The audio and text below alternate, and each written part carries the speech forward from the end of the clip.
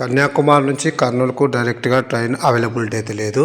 కన్యాకుమారి నుంచి 18 kilometre travel చేస్తే Nagercoil junction అయితే మనకు అవైలబుల్గా ఉంటుంది. నాగర్కోయిల్ జంక్షన్ నుంచి కాచిగూడకు లేదా కర్నూలుకు ప్రతి శనివారం అయితే ట్రైన్ అయితే అవైలబుల్గా ఉంటుంది. Hi yours, this is friend, welcome back our YouTube channel.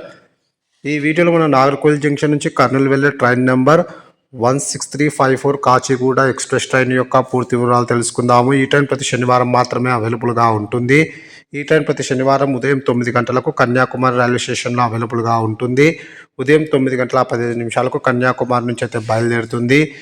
ఈ ట్రైన్ తిరునెల్వేలికి ఉదయం 10:15, మధురై జంక్షన్కు మధ్యాహ్నం 1:10, నిండిగల్ జంక్షన్కు మధ్యాహ్నం 2:07, తిరుచిరాపల్లికి మధ్యాహ్నం 3:15, సేలం జంక్షన్కు సాయంకాలం 6:50, కాట్పాడు జంక్షన్కు రాత్రి 10:25, తిరుపతికి అర్ధరాత్రి 12:30, కడపకు తెల్లవారుజామున 3:08, తాడిపత్రికి తెల్లవారుజామున 4:09, డోన్ జంక్షన్కు ఉదయం 7:05, కర్నూలు సిటీ రైల్వే స్టేషన్కు ఉదయం 8:08 అయితే చేరుకుంటుంది.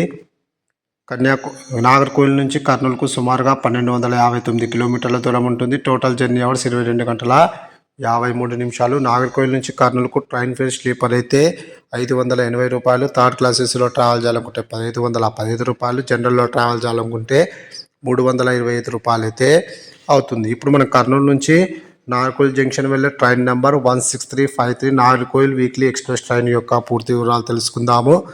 ఈ ట్రైన్ ప్రతి ఆదివారం రాత్రి 7:28 కర్నూలు సిటీ రైల్వే స్టేషన్లో అవైలబుల్గా ఉంటుంది. రాత్రి 7:30 కర్నూలు సిటీ రైల్వే స్టేషన్ నుంచి అయితే బయలుదేరుతుంది.